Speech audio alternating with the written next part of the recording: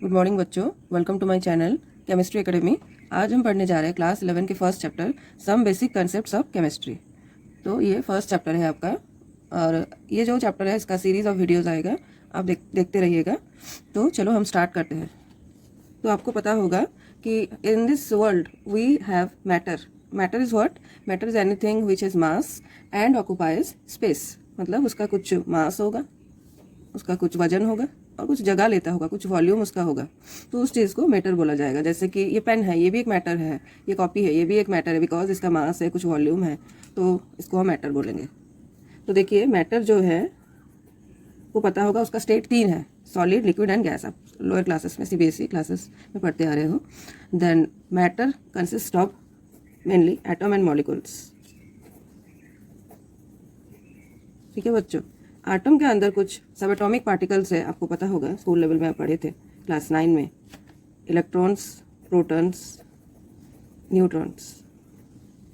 Okay, तो electrons जो है एक्स्ट्रा न्यूक्लियर पार्ट है, मतलब न्यूक्लियस के बाहर है वो, एक्स्ट्रा न्यूक्लियर पार्ट में। और ये दो जो पार्टिकल्स है inside the nucleus, and nucleus is positively charged. Why? Due to this particle, this is proton and it is positively charge. Neutron is neutral, it is neutral, it is positively charged and it is negatively charged. Okay, तो जो atom है वो matter का part है। Since जो atom है, since atom is considered a part of matter, it has मास, उसका कुछ वजन होगा, ठीक है, कॉल्ड एटॉमिक मास और मास ऑफ एटम। करेक्ट, ये वर्ड आपने कई बार देखा होगा, एटॉमिक मास। ठीक है, तो वो जो एटॉमिक मास है उसको कैसे मेजर करते हैं? अभी का जो मॉडर्न टाइम्स है उसके लिए एक इंस्ट्रूमेंट है, स्पेक्ट्रोमेट्री एक है, डिवाइस, टेक्निक है, जिससे कि atomic mass accurately, Fairlie accurately हम कैलकुलेट कर सकते हैं। तो डिवाइस का नाम है स्पेक्ट्रोमीटर। ठीक है, टेक्निक को बोलते हैं स्पेक्ट्रोमेट्री। ये मॉडर्न टाइम्स में अभी यूज होता है। एक्यूरेट आ जाता है atomic mass, accurate atomic mass. लेकिन उसके आने के पहले हम एक मेथड यूज़ करते थे।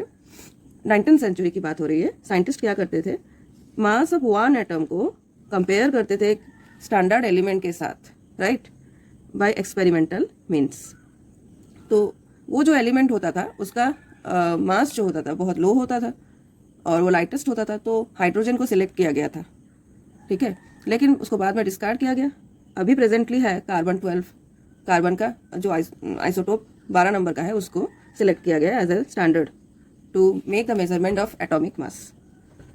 तो हम अभी जानते हैं कि एटॉमिक मास कैसे निकाला जाता है। तो the present system of atomic mass is based on, present system of atomic mass is based on carbon 12 as the standard, okay, and has been agreed upon in 1961। तो कार्बन 12 को standard हम accept करे हैं, scientist ने उन्हें बनाया है as a standard, agreed हुआ था 1961 में। तो कार्बन 12 जो है वन ऑफ द आइसोटोप है कार्बन का, तो इसको रिप्रेजेंट किया जाता है 12C, ऐसे लिखते हैं। 12 जो है उसका मास है, right, and it is assigned A mass of exactly atomic 12 atomic mass unit. देखो AMU, ये वर्ड आप देखेंगे इस चैप्टर में, एटॉमिक मास यूनिट, राइट। तो इसको हम समझेंगे AMU क्या है। It is use to measure mass of one atom, it is use to measure mass of one atom. एक ही एटम का मास जो निकालेंगे आइदर इन ग्राम और इन AMU, एक का याद रखना बच्चों। तो चलो अभी हम जानते हैं AMU क्या है। 1 AMU जो होता है, mass exactly equal to 1/12 of the mass of 1C12 carbon atom. तो AMU को कैसे डिफाइन करें? 1 AMU is defined as a mass, एक मास है वो, exactly equal to 1/12 of the mass of 1 carbon 12 atom. तो क्या करेंगे बच्चों, कैसे इसको समझे AMU को? AMU को समझने के लिए सपोज आप कार्बन का एलिमेंट लाए, उसमें से एक एटम को उठा लिए, जो कार्बन 12 उसमें कंटेन करता हो। उठाने के बाद उसका 12 हिस्सा बनाए। एक जैसे इसे देखो, ये एक कार्बन एटम है सपोज कार्बन 12 का, इसका 12 हिस्सा बनाएंगे। ये कितना हुआ? 4 हिस्से हुआ। अभी कितना हुआ बच्चों? 1 2 3 4 5 6 और बनाए 7 8। ठीक है, ऐसे 12 हिस्सा बना देंगे। उसका एक हिस्सा उठाएंगे, उसको क्या बोलेंगे? मैथ सब पढ़े हो। टोटल 12 हिस्सा होंगे, एक हिस्से को उठाएंगे अगर 1/12। ठीक है, उसका एग्जैक्टली मास जितना है उसको 1 AMU बोला जाएगा। अभी मैं ऐसा करती हूँ, आपको क्लियर हो गया होगा 1 AMU क्या है। तो 1 AMU को अगर हम ग्राम में कन्वर्ट करें तो उसका वैल्यू कितना आएगा? याद रखना इस डेटा को। 1 AMU is equal to 1.66056 into 10⁻⁻24 gram. ठीक है, तो in terms of AMU mass of hydrogen atom हम निकालना चाहते हैं। हमको ग्राम में mass of 1 atom of hydrogen suppose दे दिया गया। वो कैसे निकाले हम mass of 1 atom of hydrogen? By the use of spectrometer, अभी जो मॉडर्न टाइम्स में होता है। एग्जैक्ट वेट आपको बता देगा। तो बच्चों देखो, मास ऑफ 1 एटम ऑफ हाइड्रोजन हमको स्पेक्ट्रोमीटर से निकल गया 1.6736 इंटू 10⁻⁻34 ग्राम में है। तो हम चाहते हैं उसको AMU में जानने के लिए, इन टर्म्स ऑफ AMU। तो मास ऑफ जो हाइड्रोजन एटम है, एक हाइड्रोजन एटम का, उसका कितना होगा AMU में? 1.6736 इंटू 10⁻⁻24 ग्राम। जी ऊपर का जो वैल्यू लिखा हमने वो क्या है? 34 है, सॉरी, ये जो ऊपर का है ग्राम में है मास ऑफ 1 एटम ऑफ हाइड्रोजन। नीचे क्या लिखेंगे बच्चों? AMU का वैल्यू, 1 AMU का कितना ग्राम है? 1.66056 10⁻⁻24 ग्राम। तो देखो बच्चों ये कैसे हुआ डिवाइड। 1 AMU आपको पता होगा 1.66056 इंटू 10⁻⁻24 ग्राम। हमें क्या करना है? ग्राम को AMU में कन्वर्ट करना है। तो अगर वो ग्राम को AMU में करेंगे 1 बाई रेसिप्रोकल करोगे उसका।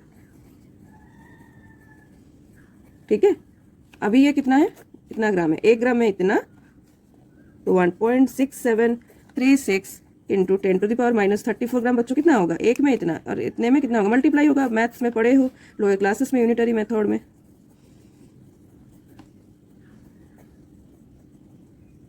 तो नियर अबाउट ये आ जाएगा आपका कितना?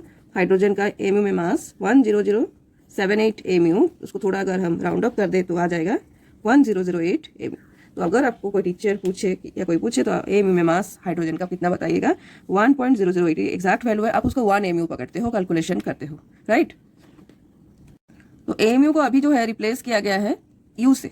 AMU is now replaced by U, unified mass, इसका जो फुल फॉर्म है। तो when we use atomic mass of elements, वो जो होता है वो एवरेज एटॉमिक मास होता है बच्चों। देखो जब हम कैलकुलेशन के लिए एटॉमिक मास यूज करते हैं वो एग्जैक्टली क्या होता है? Average atomic mass. तो आपका अभी क्वेश्चन होगा तो व्हाई एवरेज एटॉमिक मास? चलो हम अभी उसको जानने की कोशिश करते हैं। तो एवरेज एटॉमिक मास हम क्यों निकालें? तो जो एलिमेंट्स होता है ना नेचुरल जो ऑकर करते हैं अर्थ में, उनमें मोर देन 1 आइसोटोप्स होता है। तो देखो एक एलिमेंट का, तो जैसे कार्बन का हम ले ले, कार्बन 12, कार्बन 13, कार्बन 14, तो हम किसको ले फॉर कैलकुलेशन? 12 को ले या 13 को ले या 14 को ले, कंफ्यूजन क्रिएट होगा। तो उसका एक एवरेज निकालेंगे।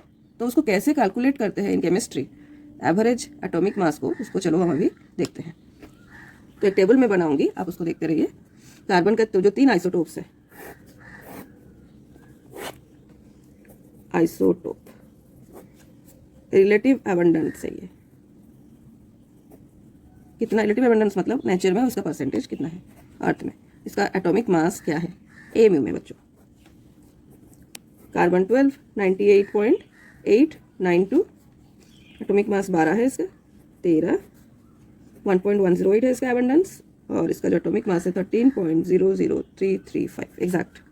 14 का है, ये सबसे कम है कार्बन का जो आइसोटोप है, और इसका जो एटॉमिक मास है 14.001317। तो चलो हम अभी कार्बन का जो एवरेज एटॉमिक मास है कैलकुलेट करते हैं। कैसे कैलकुलेशन होता है देखो, average atomic mass of carbon. तो पहले क्या करेंगे, उसका जो एक आइसोटोप है उसको उठा लेंगे, उसका रिलेटिव एबंडेंस लेंगे, मल्टीप्लाई करेंगे एटॉमिक मास के साथ, राइट।